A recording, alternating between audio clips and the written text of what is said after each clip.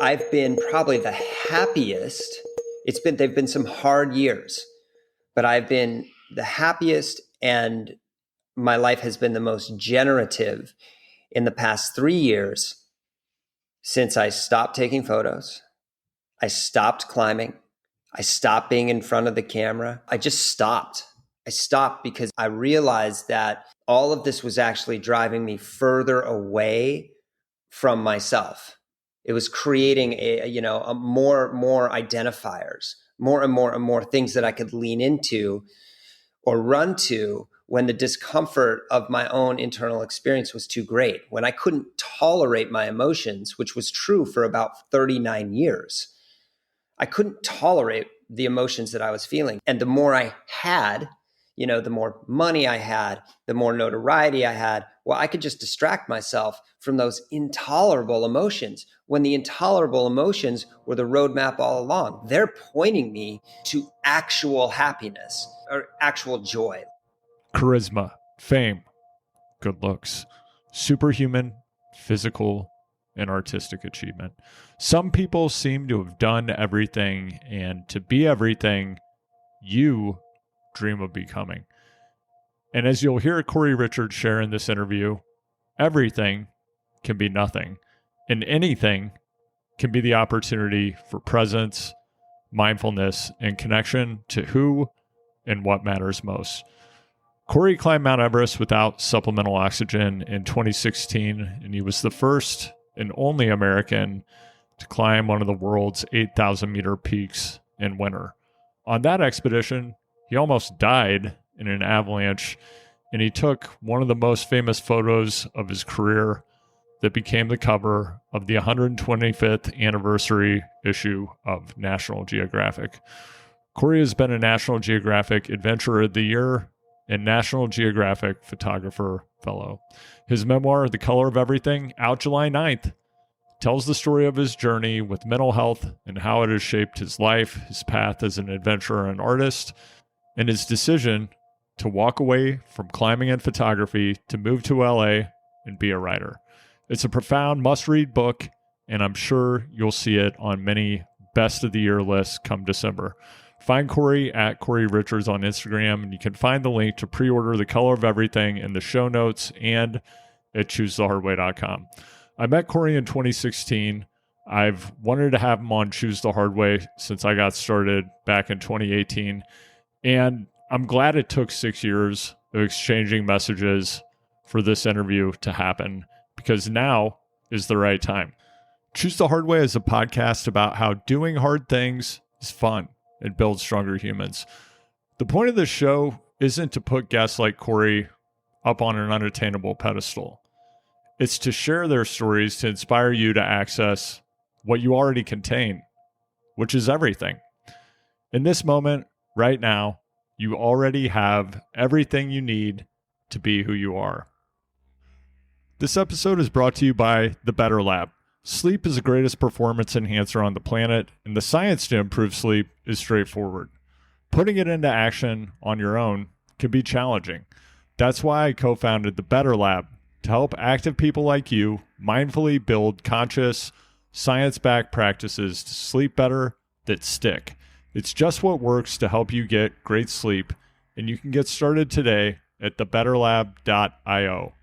I make this podcast available for free, and all I ask is that you go to the show page for Choose the Hard Way on iTunes and Spotify, and please hit 5 stars. Thanks for taking a moment to do it. I really appreciate it. To be in touch, you can DM me at HardwayPod on Instagram or email choosethehardway@gmail.com. Find Cory on Instagram at Cory Richards. Those links are in the show notes. How do you think about who you are in Los Angeles versus who you've been in other places? That's a really great question. I think part of like the journey that I've been on over the past 3 years is really been about understanding identity and seeing that for a long time, like I had attached like an action to an identity or an identity to an action. And I think that is something that a lot of us do. We literally say, I am this. And so, I guess I think of myself a little bit more nebulously here. Like there's a little like I don't have such a strong identification with I am an athlete or I haven't been an athlete for 3 years. And even when I was, like I think that might have been a little bit of a dangerous sort of ego attachment to say I'm a professional athlete. Um, so right now, I think of myself just as in transition, and I'm not sure that that's a transition that comes to an end, but also exploring different aspects of creativity and art, and where I want to put my energy, and how that's changing me. So there's a little bit less of a I'm so certain of everything, and a little bit more of like I don't really know anything, and let's figure it out day by day. So there's a little bit more. How do I say it? I view myself as a little bit far more relaxed here. I'll just say that. Yeah.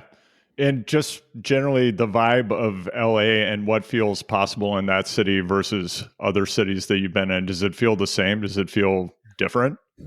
Well, one thing I'll say is that there it does feel like the ceiling is higher here, if there is a ceiling at all. I mean, LA is the epicenter of entertainment arts in the world. I mean, it is. It has been for a long time. Um, of course, other cities have that same vibe, but LA is a melting pot that brings all sorts of people together to pursue their dreams, and a lot of that is, and a lot of them are creative dreams, right? A lot of that is driven by the idea of fame and wealth and all that, this bullshit that ultimately everybody who gets it finds out doesn't matter, but they got to go on that ride. But because of that, there's an energy here. Everybody seems to be doing something, which is both so beautiful and totally exhausting because there's a lot of bullshit, but then also there's a lot of real shit. And, and you meet fascinating, interesting people who are really, really, really trying and succeeding at, either changing the world, or making amazing art or films or whatever it is. And when you find the real ones, and you find those really genuine people, you hold on to them. And one thing I will say is I've never, ever, ever had a community like I have here in LA. And what is that community like? Predominantly, I'll say the most healing piece of moving here has been men. I've found incredible men, and they've changed everything. And I think this is one of the issues that I'm so passionate about right now in life is really helping men and looking at the issues that we face. We hear so often, there's a crisis of masculinity. I don't know about that. I don't want to call it a crisis. I think there's a recalibration of masculinity taking place. And I do think that until we understand the degree to which men have been impacted by the system we live in and what it teaches us about manhood, masculinity, sexuality, all of those things, until we understand the degree that we've been impacted, we can't we're not going to make a lot of forward progress. So, I participate in a men's group. My entire social circle is based around basically one guy named Kenny Kane, who owns Oak Park CrossFit LA. It was one of the first CrossFit gyms. It's so much more than that now. And if I look back, almost every single person I know here is center. He's like sort of the center of the wheel. And through our friendship, he started this men's group called Treehouse and I've been doing it with him now and sort of sit alongside him in facilitation of some of those groups. I've been doing it for two years now. And so, I mean, this is a long story. All I'm saying is men have changed my life, and having positive, healthy relationships with men that exist outside of activity, but are more based in values, virtues, and alignment of purpose. And we can do totally different things in the world. Those relationships have changed everything for me. And how does that change the manner in which you're interacting with other men in this instance? And like, what are you sharing that's perhaps different than how you might have interacted with men in your life before you had this experience? Well, I think for a long time, I had a really tough relationship with my brother growing up, and so in some ways, I think I was really looking for. I've always been looking for brothers, and when you go into climbing, what I found is like climbing because it's a high intensity activity. Uh, Creates these bonds very, very quickly. It's almost like trauma bonding in some ways, which, you're just like, holy shit, we could die. Now we're brothers for life. When in actuality, you're brothers so long as, in general, what I noticed is so long as you're both still climbing and you share that core activity. And I always try to be very, very, open and honest with my male friends. I think what's different here, sort of what I hinted at earlier, is that our relationships are surrounded around our purpose and clearly defining what that purpose is, and clearly defining what the values that purpose requires are, the actions that purpose requires, the relationship that purpose requires, and then creating an accountability net around that so that our friendships are all about helping each other push towards our purpose. Now, and always recalibrating around that. So like when we get together, in official capacity, there's, we're not drinking, it's not at a bar, we're not watching, but that's great. That's a different thing though. We're actually looking at a specific set of tools that we have to say, okay, like, where am I at energetically? Where am I putting my time? How does that align with, the relationships, the actions, the environments that are going to support my growth? And in doing so, you open up and you start to become much, much more vulnerable because you feel very safe and cared for by other men, and then you're able to share things that we don't get to share in co-ed relationships, or very few co-ed relationships. So there's a container for safety there that becomes really, really helpful, so that when you show up in your relationships, whoever they're with, you're just more grounded, you're more centered, because you have this big safety net of support to fall back on. And that gives you just, it's like, we always talk about it. It's like, the treehouse groups are the practice, right? And then real life is the game. But you're just like, oh shit, I got to go practice more, Yeah, I've been preparing for this interview, and I think I've spent more time preparing for this interview than I have any interview that I've done in 108 interviews now.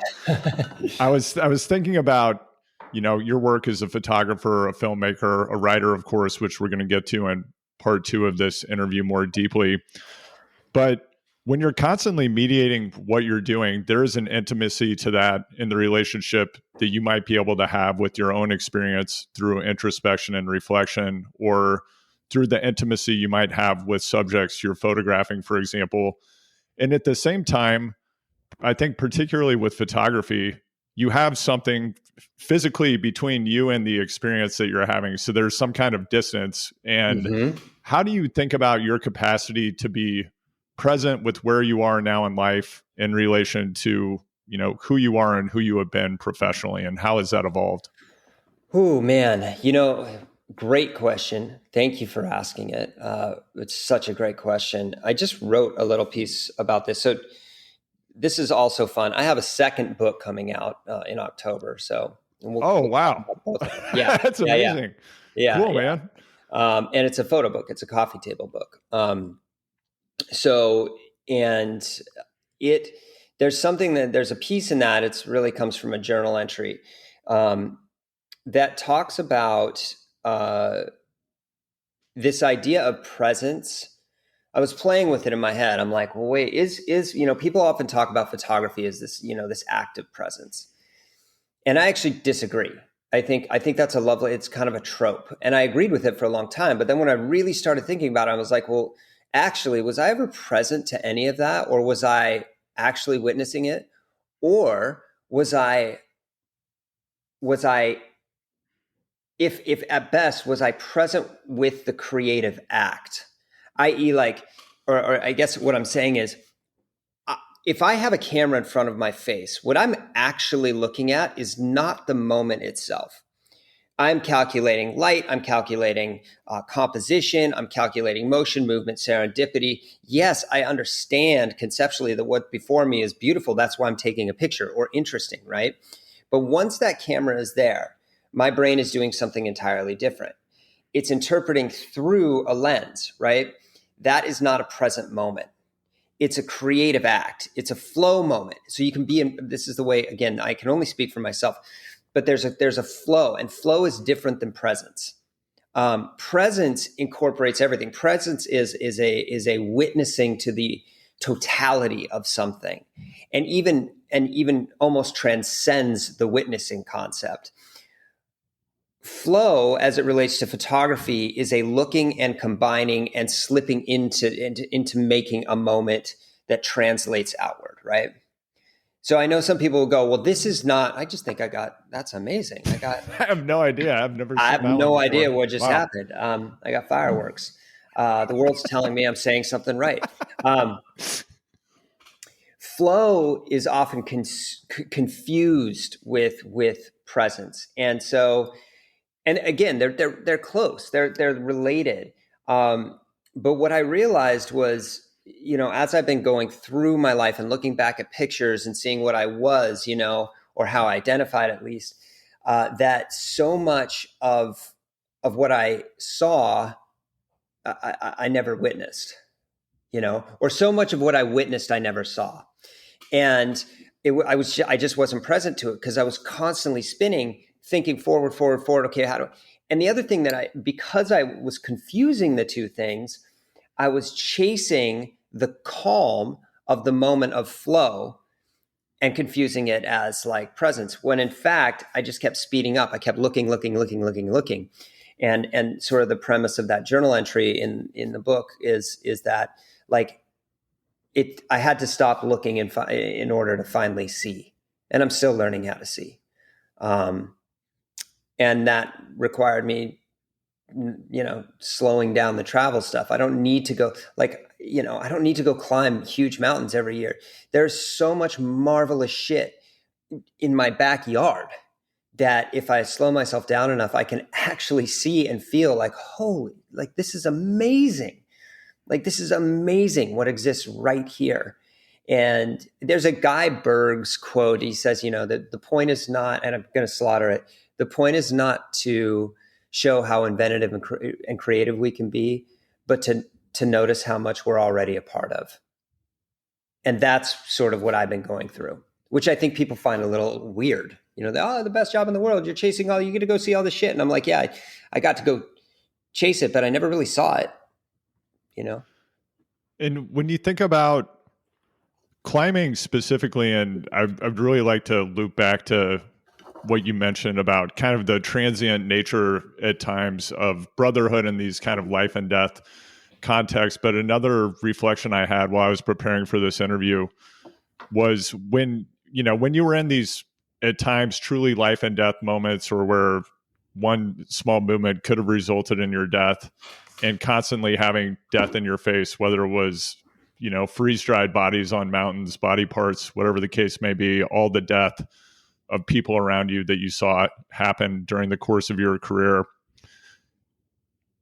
Did that also give you the capacity to have focus and presence in a way that was not possible in other domains of your life, when you had to be that present to what you were doing physically with every breath and footstep? Yes, I think the proximity of death is a hijack to a more present state of mind, right? There's a laser focus. But again, I think so the short answer to your question is yes. Like, being close to death reminded me in a very not subtle way that there's a finitude to this, and that in that there's a requirement in those actions to be as perfect as possible. Otherwise, the consequence is the end of this incredible experience. So, and especially in moments of heightened threat or danger, there was absolutely an attention that verges on, complete presence. But again, I wonder, and maybe this is too granular for people, I don't know. I wonder if that's more about flow, right, than it is about presence. I tend to think of presence as something much, much bigger than that, where it's, these things are very narrow. Don't die. Foot has to land exactly right. Hand has to go in the right place. Move under avalanche. Like, that's a very narrow thing. I think presence is something so much broader. But yes. Yeah, completely. And when you say hijack, I immediately think of amygdala hijack. And even hearing you describe that, I'm thinking about tunnel vision, dilation of time, Right. and just being stuck in that fight, flight, fear, Yeah. freeze response. Mm-hmm. And you're right. It is completely different. So when you think about, for example, the men's group and this idea of witnessing or being present for what's happening with other people and just listening, what is the power of that? What is the power of just listening to people around you with whom you have an emotionally intimate relationship and being present to what they have to share? Well, I mean, for anybody who's ever been in a relationship, I think we all know that listening is actually really hard, um, because our primary driver, simply by living, is to be acknowledged in some ways. And that's that, when you look at like sort of the base level neurobiology, our need to belong means that we survive. And part of belonging is often confused with being acknowledged. Now, being acknowledged is part of that, but it's what I mean. I was sitting there the other night at men's group. We're sitting around the fire and we're just talking. And as I've stepped into a more co-facilitating, I'm not totally but more co-facilitating, I don't share as much in different groups. So my job in those groups has become to listen. And I found myself, noticing frustration about not being able to talk, but also noticing the temperance that's required to be quiet. And I was thinking about exactly this, like, what do I gain from this? Well, I gain perspective. I can listen to the experience of other men, and I can connect, or other people, not just men, because this extends far beyond that. That's why we do the work, because it's not just about men, it's about everybody, how we show up in the world. I get perspective, and it allows me to hold on to my reactivity and not bottle it, just hold on to it and allow the experience of somebody else to land with me before I respond, before I react. So what listening does is it fosters thoughtful response versus impulsive reaction. And there's a huge, huge difference. And most conversation in the world is reactive conversation, because we're actually, and a lot of people don't like to hear this. They no, I'm responding. Well, responsiveness takes a little bit more time. It's more mindful, right? And so the conversation that we have, the conversation that we're taught to have, the conversation that we see on TV and in movies is this quippy back and forth, back and forth. So we're actually taught to do that on many different levels. Responding is a much slower thing, right? It doesn't mean you're talking slow and you're talking like Rick Rubin, who I love, but it's this, but that is emblematic of somebody who's probably more responding to the world. And so long answer short, listening has helped me learn what a response is versus a reaction. And when I respond, I can respond with more intention. I can actually incorporate what the person has said. And in doing so, I can practice intentional, thoughtful empathy, which then becomes compassion as it moves out of me, right? So I can actually, if I take the time to listen, and this is something that I think is really confusing for people, I can then go, let me put myself, and I do this consciously, let me put myself in a position that I can relate to that. And it's not going to be exactly the same, and see what that feels like. If somebody's talking about heartbreak, okay, well, I know what that feels like. So I put myself in the closest situation I've experienced possible, and I engage with those emotions that are coming up. Now, my response then is an act of compassion, where I'm holding that space. Even listening to them is an act of compassion, right? Versus, what we often think of as empathy is like, oh, I'm so sensitive to people's emotions, I can't be around it. That's not empathy at all. That's actually, when I hear people go, I'm such an empath, I can't be around that. And that's something you hear all the time in LA. I'm like, okay, but that's not empathy. In fact, it's the opposite of empathy. That's just sensitivity. That's not like, I'm so empathetic. No, empathy is the engagement with somebody's uncomfortable or any emotion. It's consciously being with them in it and being willing to do that. Whereas, oh my God, this is too much. I'm too empathetic. That's actually more narcissistic, which is the irony. See what I mean? Yeah, no, I completely get it. And I'm thinking about how one of the most common ways when people meet each other for the first time, and I notice this, I live in rural Maine now, and I notice this the most when I go back into city land, is the opening of almost all conversations. Within 30 seconds, it's some version of like, what do you do? Where do you work? Something like that. And, this is perhaps easier for people who have had an extremely high level of achievement, or maybe it's not. But how do you think about who we are when we're not those points of identification that are so pervasive in our culture? And what happens when we strip those identifiers away? Like these ideas of, I'm Cory, the guy who climbed Everest without oxygen. I'm Cory, the National Geographic photographer. I'm Cory, the author, as we're going to talk about in part 2. What happens when we take those things away? And is that an important thing to do? But by the way, these are great questions. These are really, really good, thoughtful questions. So many podcasts, it's like playing the hits. And I love it. I love it when people come at me with thoughtful stuff, Yeah, it's the meat. So I guess what I'm saying is I'm grateful because this feels like a really, really wonderful use of time. And time is so special. So I'm grateful to hear that. Our identifiers, again, are, like they're helpful because they give us a place, sort of a sense of identity. They lock us into the world in meaningful ways, and they give other people a frame of reference. They're also limiting stories because we need to do this. The brain needs to do this. We need to categorize things pretty quickly and pretty simply because we're also trying to figure out, am I interested in this? Does this help me? And those are that not from a manipulative standpoint. That's just the way our brain is functioning. Like, where's my belonging? What is my safety level? Does this interest me? Is this part, is this part of my survival? And that's okay. That's what we're doing. And that doesn't mean that we're using people or anything like that.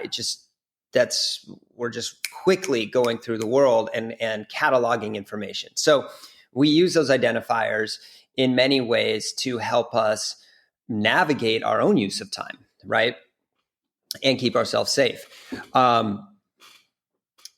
However, I think our culture, because I think a lot of this is related to capitalism in some ways, because it categorizes us pretty quickly in some hierarchical index that tells us where we sit on that chain. I'm not attacking capitalism. I'm just making sort of a guess at one of the reasons why we do that, right? Why we do it so much in our culture. I think the power of taking those things away, which is very hard to do. Like when we go into a conversation, it's really hard. I try all the time to be like, to not ask, what do you do? I really try hard. And it's hard because you're just like, I don't know what to say.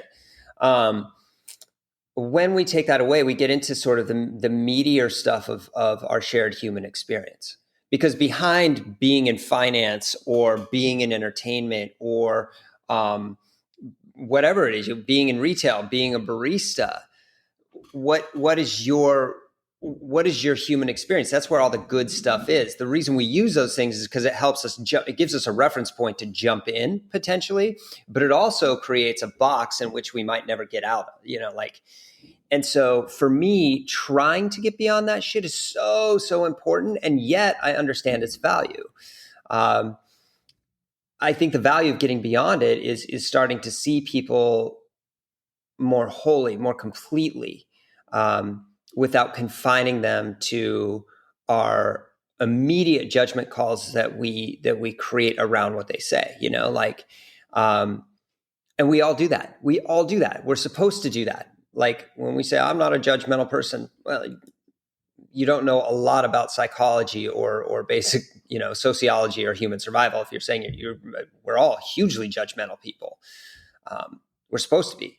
But I think once we realize that, and then once we stop asking those questions, we actually start to say, oh, we might have totally different beliefs, but I want to know more. And I think that's really generative. When you first started being part of a men's group, what was your experience like in terms of knowing whether you could trust the people you were with to share the things that were on your mind, or to be there for them in a trusting, respectful way? How you mean, like, how did I know it was okay to trust them? Yeah, I'm just thinking about people out there who might be listening to this, who might seek out something like that, and similar to what we just discussed around, markers of identity or who people are. There are certain contexts in which being really open and sharing who you are could actually be really dangerous. And like there could be people who are predatory or who are manipulative. Mm-hmm. I mean, just go on Netflix, you can find any of a number of documentaries about how this can go sideways. So I guess my question is, how can you enter into a healthy relationship with other people that are not just oriented around the deification of some guru or ideology or set of beliefs versus mutual respect, sharing, understanding, and cultivating meaningful intimacy? First of all, I think you bring up something really interesting, the deification of some guru. I tend to avoid cults of personality and people who are selling something. And there's a reason for that. And we can talk more about that. To your question, there isn't a clear answer. I want there to be. We all have pretty good compasses around whether or not something is safe or dangerous, most of us.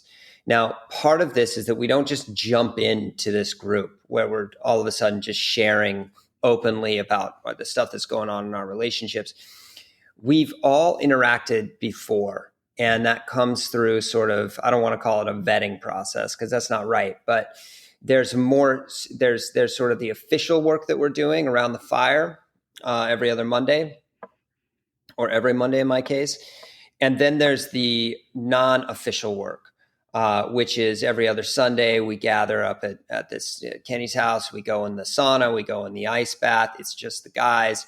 And this is sort of our casual conversation time. And in those settings, we're allowed, or not allowed, but other people who aren't participating in the groups come. And everybody starts to get a feel for one another. And there have been guys that have come and we're like, there's no vote. It's just clear. We're like, yeah, they're not this group, right? That doesn't mean they're not going to fit great in another group. And it doesn't mean that they shouldn't be a part of a group. It's just like, yeah, they just don't quite feel right. So then there's, you have this basic structure there, which is part of our social hardwiring to figure out who sort of fits in this club, right? It's also, we don't want to be exclusive, but they're just going to be better personality fits. And then what we've noticed is there are people who go in all out right from the beginning, which is not always healthy. And there are people who are holdouts. And over time, and you can pretty much identify it at the beginning of any of these groups. You can be like, that's a holdout. That's a holdout. That might be an overshare. That's me. I'm an overshare. Or I have been in the past. And what happens is there's this temperance that through time everybody starts to even out a little bit. And what the big moment is when the holdout or the holdouts finally break. And when they do, the cohesion of the group tightens. Everybody comes together tighter. And those are the people, the holdouts, the hard nuts, are the ones that tend to have they're more guarded, and they're actually the barometer of how safe it is. Because once they're feeling safe, then everybody else that they're the most astute.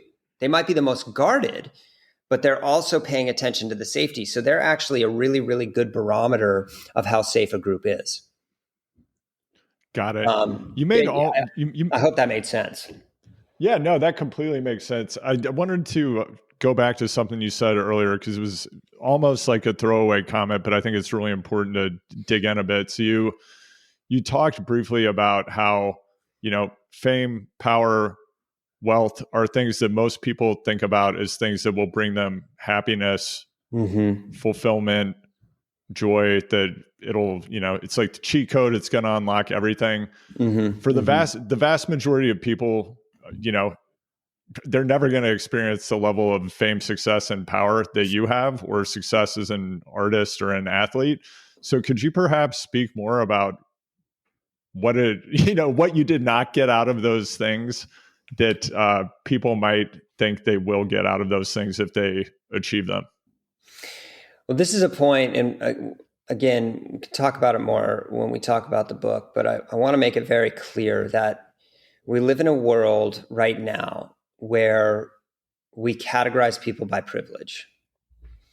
And oftentimes that extends into race and gender, sexual orientation. And that conversation has generated a lot of good discussion.